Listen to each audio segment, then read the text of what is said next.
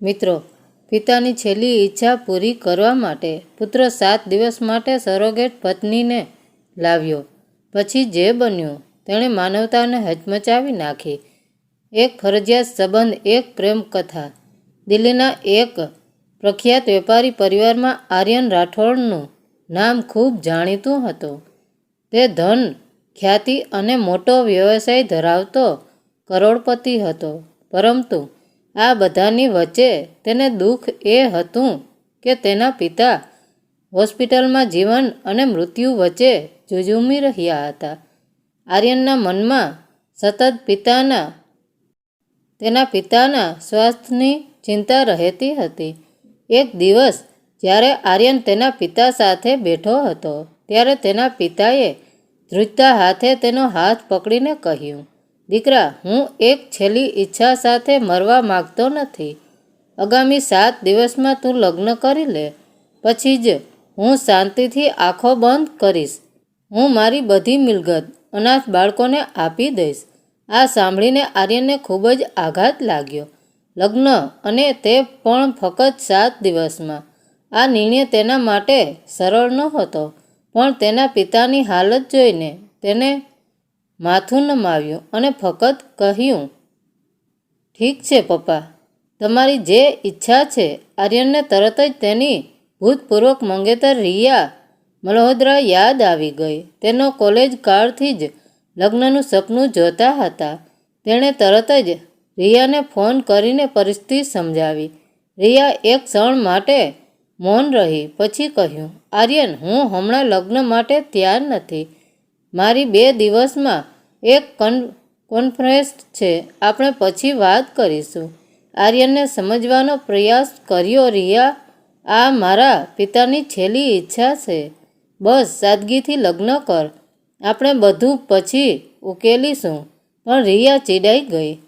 "તું આટલો મોટો નિર્ણય આટલી ઝડપથી કેવી રીતે લઈ શકે? હું તૈયાર નથી." અને તેણે ફોન કાપી નાખ્યો. આર્યન ભાંગી પડ્યો. એક તરફ તેના પિતાની છેલ્લી ઈચ્છા હતી અને બીજી તરફ રિયાનો ઇનકાર. તે જાણતો હતો કે તેણે લગ્ન કરવા જ પડશે, ભલે ગમે તે હોય. પછી તેને વિચાર આવ્યો, જો કોઈ છોકરી ફક્ત કાગળ પર જ તેની સાથે લગ્ન કરવા સંમત થાય તો શું? તેણે પોતાના વકીલને ફોન કરીને કહ્યું, "હું ફક્ત 7 દિવસ માટે કોન્ટ્રાક્ટ મેરેજ કરવા માંગુ છું. છોકરીને કોઈ નુકસાન નહીં થાય. હું બધો ખર્ચ ઉઠાવીશ." વકીલ આશ્ચર્યચકિત થયો, પણ આર્યનની મજબૂરી સમજી ગયો. તે જ સાંજે તેણે એક સામાજિક સંસ્થાનો સંપર્ક કર્યો. ત્યારથી તેણે ખબર પડી કે શ્રુતિ વર્મા નામની એક છોકરીની માતા ખૂબ બીમાર છે અને તેની પાસે તેની સારવાર માટે પૈસા નથી. સંસ્થાના કાર્યકર્તાઓએ કહ્યું, "તે છોકરી ખૂબ જ સરળ છે. તે તેની માતા માટે કંઈ પણ કરવા તૈયાર છે. જો તમે તેની માતાની સારવાર કરાવો તો કદાચ તે લગ્ન માટે સંમત થશે." બીજા દિવસે સવારે શ્રુતિ આવી ત્યારે તેનો ચહેરો સ્પષ્ટ થાકેલો દેખાતો હતો. તેણે સાદો સલવાર સૂટ પહેર્યો હતો. તેની આંખો થાકેલી હતી, પણ તે અંદરથી મજબૂત હતી. આર્યનને સ્પષ્ટ કહ્યું, "આ લગ્ન ફક્ત 7 દિવસ ચાલશે. ફક્ત કાગળ પર બદલામાં હું તમારી માતાની સંપૂર્ણ સારવાર કરાવીશ." શ્રુતિ ચૂપ રહી. તેની આંખોમાં આંસુ આવી ગયા. પછી તેણે ધીમેથી કહ્યું, "જો આ મારી માતાનો જીવ બચાવી શકે છે તો હું તૈયાર છું." આર્યને વચન આપ્યું, "હું તમારા માન અને ગૌરવ સંપૂર્ણ ધ્યાન રાખીશ." તે જ દિવસે તેઓએ કોર્ટમાં લગ્નના કાગળો પર સહી કરી. કોઈ લગ્ન સરઘસ નહીં, કોઈ દુલ્હનનો લાલ ડ્રેસ નહીં, કોઈ લગ્નની વિધિ નહીં. ફક્ત 2 અજાણ્યા લોકોને કરાર કરવા દબાણ કરવામાં આવ્યું. કોર્ટ મેરેજ પછી આર્યને શ્રુતિને તેના મોટા ઘરના ગેસ્ટ રૂમમાં બોલાવી. ત્યાં કોઈ લગ્નની સજાવટ નહોતી, કોઈ ડ્રમર્સ નહોતા, કોઈ લાલ લગ્નનો ડ્રેસ નહોતો. ફક્ત એક આછા ગુલાબી રંગનો સૂટ હતો જે આર્યને પોતે ખરીદ્યો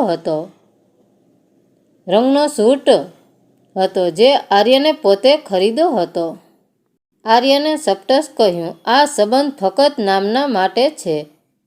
તમને કોઈ સમસ્યાનો સામનો કરવો પડશે નહીં. 7 દિવસમાં બધું પૂરું થઈ જશે.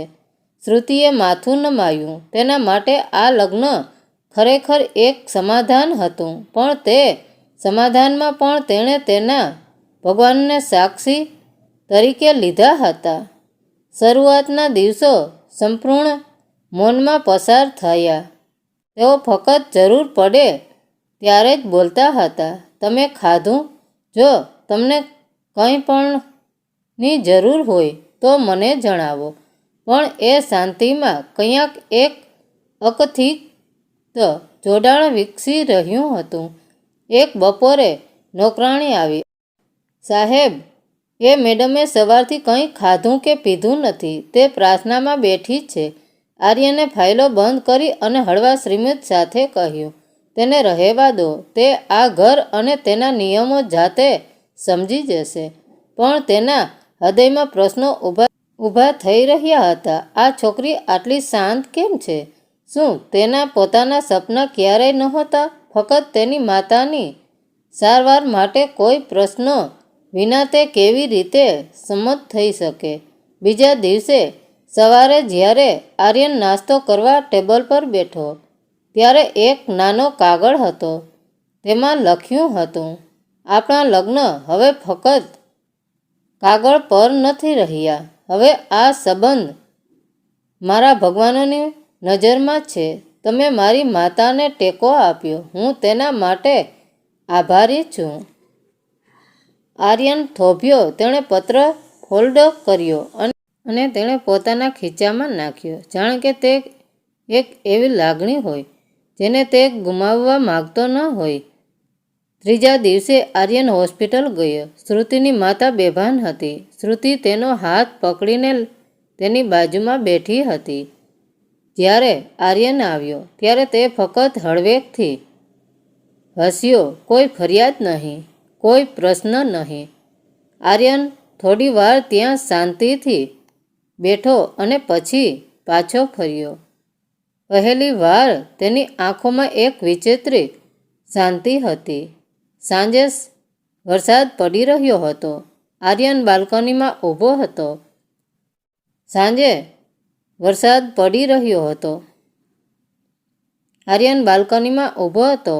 સામેથી પ્રકાશ આવી રહ્યો હતો. શ્રુતિ તેના રૂમમાં પ્રાર્થના કરી રહી હતી. તેનો ચહેરો શાંત હતો અને તેની આંખો ઊંડી આશાથી ભરેલી હતી. આર્યન એક ક્ષણ માટે દરવાજા પર ઊભો રહ્યો. પછી તેણે બબડાટા કરતાં કહ્યું, રસપ્રદ, અને પાછો ફર્યો. ચોથા દિવસે અચાનક વીજળી ગુલ થઈ ગઈ. ઘરમાં અંધારું છવાઈ ગયું. આર્યન ફ્લેશ લાઇટથી સિસ્ટમ ચેક કરી રહ્યો હતો. પાછો ફરતાં એણે શ્રુતિને બારી પાસે બેઠેલી જોઈ. તેના ચહેરા પર ચાંદની પડી રહી હતી. તે ક્ષણમાં કંઈક એવું હતું જેને આર્યન અવગણી શકતો ન હતો. તે ત્યાં ચૂપચાપ ઊભો રહ્યો અને પહેલી વાર તેણે વિચાર્યું, આ છોકરી ખરેખર અલગ છે. તેનામાં કંઈક એવું છે જે મારી કલ્પના બહાર છે. બીજા દિવસે સાંજે જ્યારે વરસાદ બંધ થયો ત્યારે શ્રુતિ આંગણામાં આવી અને કહ્યું, વરસાદ પછી હવા ખૂબ જ સ્વચ્છ લાગે છે. આર્યને હસીને જવાબ આપ્યો, કેટલાક સંબંધો વરસાદ જેવા હોય છે. જ્યારે પણ તેઓ આવે છે ત્યારે તેઓ કંઈક લઈ જાય છે. શ્રુતિએ હળવું શ્રીમત કર્યું અને કહ્યું, ક્યારેક તેઓ કંઈક નવું પણ છોડી જાય છે. તેઓ બંને ચૂપ થઈ ગયા, પણ તે મૌનમાં કહ્યું કે કોઈ વિચિત્ર રહી ન હતી. થોડી ઓળખાણ હતી, કંઈક જોડાણ હતું. તે રાત્રે આર્યનને તેની ડાયરી ખોલી અને લખ્યું, આ છોકરી ચૂપ રહે છે પણ તેનું મૌન ઘણું બધું કહી જાય છે. આ સંબંધ હવે કાગળ પર લખેલા કરતાં પણ વધુ આપણા હૃદય સુધી પહોંચી ગયો છે. ક્યારેક જીવન એવો વળાંક લે છે જ્યાં આપણે વિચારતા પણ નથી. આર્યન અને શ્રુતિનો સંબંધ મૌન અને નાની ક્ષણોથી બંધાયેલો હતો. આર્યન પોતે સમજી શકતો ન હતો કે આ છોકરી વારંવાર તેના હૃદયને કેમ સંપી રહી છે. પણ પછી એક દિવસ અચાનક ઘરનો દરવાજો જોરથી ખુલ્યો. નોકરાણીએ ઉતાવળમાં કહ્યું, સાહેબ, એક મેડમ આવીને તે કહે છે કે તે તમારી મંગેતર છે. આર્યન સ્તબ્ધ થઈ ગયો. જ્યારે તેણે તેનું નામ પૂછ્યું ત્યારે તેને જવાબ મળ્યો, રિયા મેડમ. તેનું હૃદય ભાંગી ગયું. તે થોડીવાર ત્યાં જ ઊભો રહ્યો. પછી પોતાની જાતને કાબૂમાં રાખીને તેણે કહ્યું, તેને ડ્રોઈંગ રૂમમાં બેસાડો, હું આવીશ. મેં દરવાજો ખોલ્યો ત્યારે રિયા ત્યાં ઊભી હતી. તેનો ચહેરો લાલ થઈ ગયો હતો. તેની આંખોમાં પ્રશ્ન હતા અને હોઠ પર ફરિયાદો હતી. તેના ચહેરા પર ગુસ્સો, આંખોમાં પ્રશ્નો અને હોઠ પર ફરિયાદો. તેણે કડકાઈથી કહ્યું, આર્યન, આ શું છે? તે મને કહ્યા વિના મારી સાથે લગ્ન કર્યા. આ છોકરી કોણ છે? મને કહ્યા વિના તેની સાથે લગ્ન કર્યા. આ છોકરી કોણ છે? આર્યને શાંતિથી કહ્યું, બેસો રિયા, ચાલો વાત કરીએ. રિયા લગભગ ચીસો પાડી, મેં ફક્ત 2 દિવસનો સમય માગ્યો હતો અને તમે મારી રાહ પણ ન જોઈ. તમે બીજા કોઈ સાથે લગ્ન કર્યા? આર્યને તેને આંખોમાં જોયું અને ધીમેથી કહ્યું, રિયા, તમે મોડા પડ્યા. તે સમયસર આવી. આ લગ્ન 7 દિવસ માટે ફરજ પાડવામાં આવ્યા હતા. અને શું તમે જાણો છો શા માટે? રિયા ગુસ્સે થઈ ગઈ. મજબૂરી. અને હવે તું તેને તારી પત્ની કહી રહ્યો છે? કેટલા સમય માટે? 7 દિવસ. તેનો અવાજ ઝેર જેવો હતો. આર્યન ચૂપ થઈ ગયો. થોડી વાર પછી રિયા ચાલી ગઈ. પણ જતાં જતાં તેણે તેને ટોણા માર્યા, આ વાર્તા અહીં પૂરી નહીં થાય. આર્યન, આ યુદ્ધ હજુ બાકી છે. રિયા ગયા પછી ઘર શાંત થઈ ગયું. આર્યન લાંબા સમય સુધી બાલ્કનીમાં ઊભો રહ્યો. તેના મનમાં તોફાન હતું પણ બહાર શાંતિ હતી.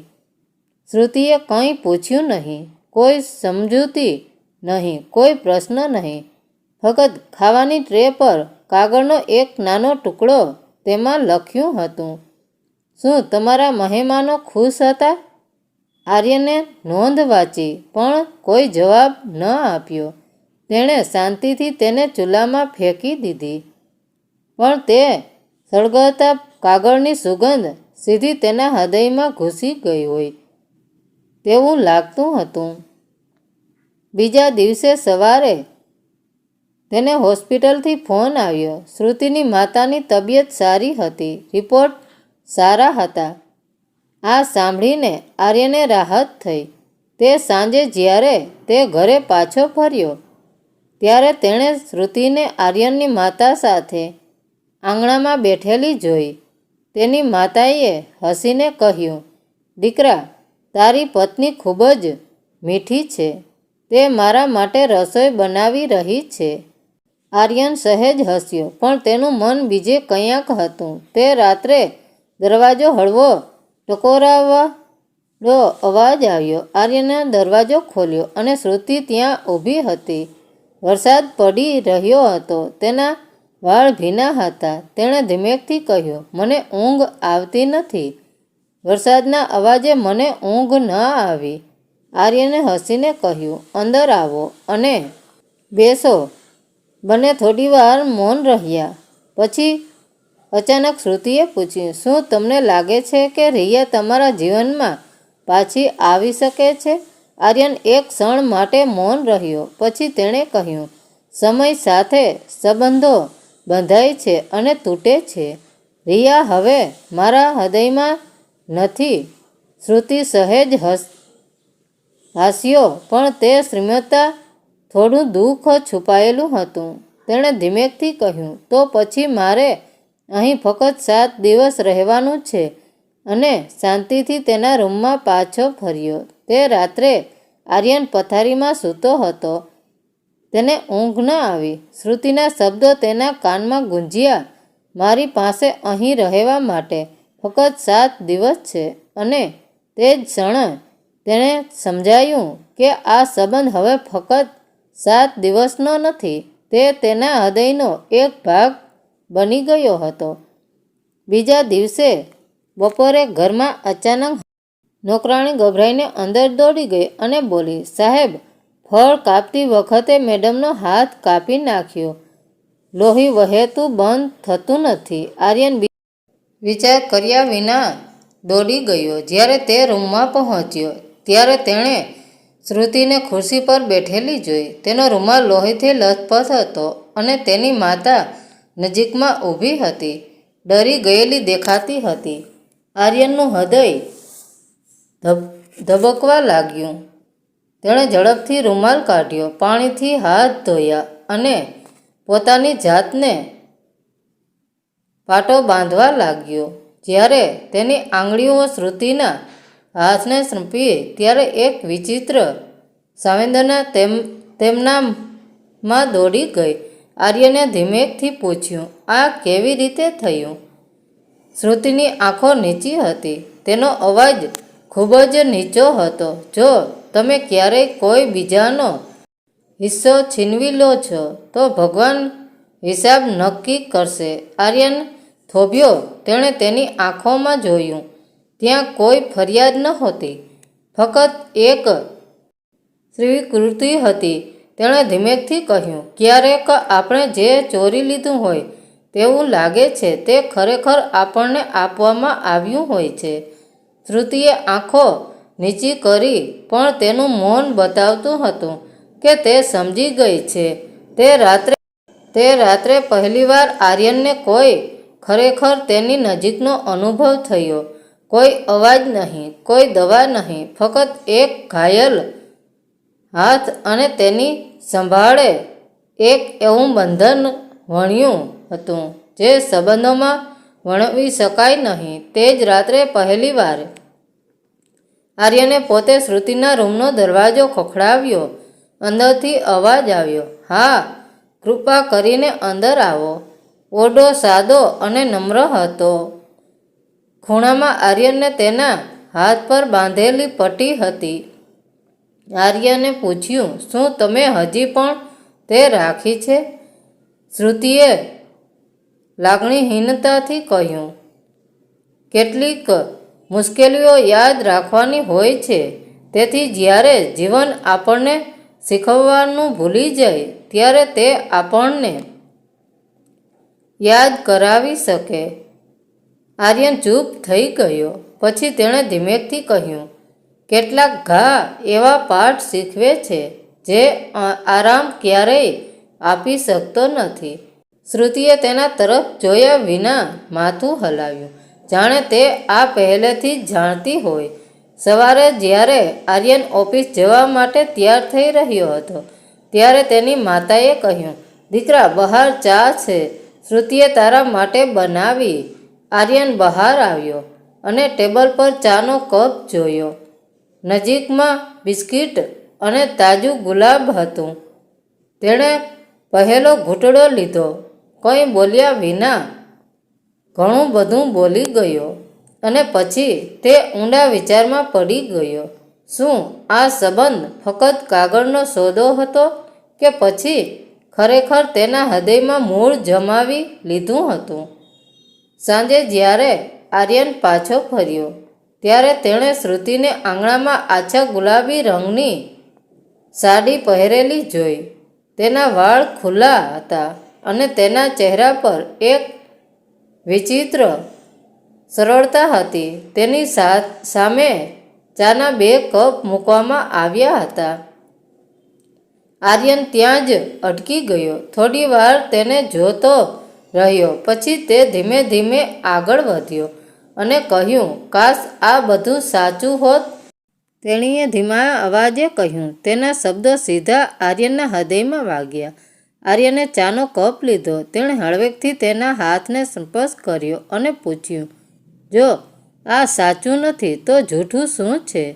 શ્રુતિએ કોઈ જવાબ ન આપ્યો, પણ તેનું મૌન બધું કહી ગયું. 7મો દિવસ નજીક આવી રહ્યો હતો. એ દિવસ જ્યારે કરાર સમાપ્ત થવાનો હતો. ઘરની દિવાલો શાંત હતી, પણ આર્યનનું હૃદય ધબકતું હતું. સવારે બાલ્કનીમાં ઊભો રહીને તેણે આંગણામાં જોયું. શ્રુતિ તેની માતાના પગને સૂંપી રહી હતી. તેના ચહેરા પર એ જ શાંતિ, હાથમાં એક નાનો બેગ અને તેની આંખોમાં કોઈ ફરિયાદ નહોતી. આર્યનનું હૃદય ધ્રુજી ઉઠ્યું. તે ચીસો પાડવા માગતો હતો, રોકો શ્રુતિ, ના જા, પણ તેની જીભ બંધ હતી. શ્રુતિ દરવાજા તરફ આગળ વધી. તેના પગલાં ભારે હતા, પણ તે હિંમતથી ઉપર વધતી રહી હતી. તેની માતાએ આર્યન તરફ જોયું અને ધીમેકથી કહ્યું, દીકરા, જો તેણીએ તારા હૃદયમાં સ્થાન બનાવી લીધું છે તો તું તેને કેમ નથી કહેતો? આર્યનના હોઠ હલ્યા, પણ કંઈ અવાજ નીકળ્યો નહીં. તેણે ફક્ત એટલું જ કહ્યું, તે ગઈ છે.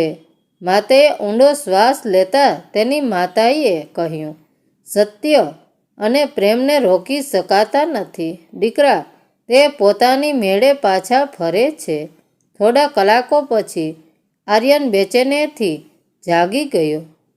તે તેના રૂમમાં ગયો, એક ફાઇલ ખોલી, એક પાનું ફાડી નાખ્યું અને તેને ખિસ્સામાં મૂક્યું.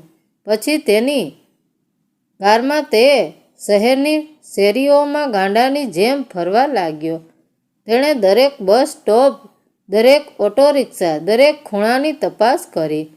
તેણે દરેક સ્ત્રીના ચહેરાની કાળજીપૂર્વક તપાસ કરી, પણ શ્રુતિ ક્યાંય મળી નહીં. થાકીને તે સ્ટેશન પર એક જૂની બેન્ચ પર બેઠો. જ્યારે તેણે આંખો બંધ કરી ત્યારે શ્રુતિની છબી તેની સામે ચમકી. તે પહેલો પત્ર, તે મૌન પ્રાર્થના, તે ચાનો કપ, તે ઘાયલ હાથ અને તે શ્રીમત જેમાં સ્નેહનો સંકેત હતો. અચાનક એક બાળકનો અવાજ સંભળાયો, દીદી, થોડું પાણી પીવો. આર્યને આંખો ખોલી. દૂર એક નાની દુકાન પાસે વાદળી સાડી, આછો પડદો, ખંભા પર બેગ. હા, તે શ્રુતિ હતી. આર્યન દોડીને તેની પાસે ગયો. હિંમત ભેગી કરીને તેણે કહ્યું, શ્રુતિ, રાહ જુઓ. શ્રુતિ ચોંકી ગઈ. તેના ચહેરા પર આશ્ચર્ય હતું. તું અહીં છે? આર્યને ખિસ્સામાંથી એક ફાટેલું પાનું કાઢ્યું. જુઓ, આ એ જ કાગળ છે જેના પર લખ્યું હતું કે આપણો સંબંધ 7 દિવસ પછી સમાપ્ત થઈ જશે. મેં આજે સવારે તેને ફાડી નાખ્યું, કારણ કે હવે આ સંબંધ કાગળ પર નહીં, પણ મારા હૃદય પર લખાયેલો છે. શ્રુતિની આંખો આંસુઓથી ભરાઈ ગઈ. તેણીએ ધીમેકથી કહ્યું, પણ આપણે ફક્ત એક કરારથી બંધાયેલા હતા. આર્યને તેનો હાથ પકડીને કહ્યું, ક્યારેક કરારો સાચા સંબંધો તરફ દોરી શકે છે. મને સમય લાગ્યો, પણ હવે હું સમજું છું કે તારા મારા જીવનમાં આવવું કોઈ ભૂલ નહોતી. તું મારી સૌથી મોટી જરૂરિયાત છે. શ્રુતિ રડી પડી. તેની આંખોમાંથી આંસુ વહેવા લાગ્યા, પણ તેના હોઠ પર એક ઊંડું સ્મિત છવાઈ ગયું. જો હું એમ કહું કે હું પણ રહેવા માંગતી હતી, પણ મને ડર હતો કે આ બધું ફક્ત એક ઉપકાર હશે.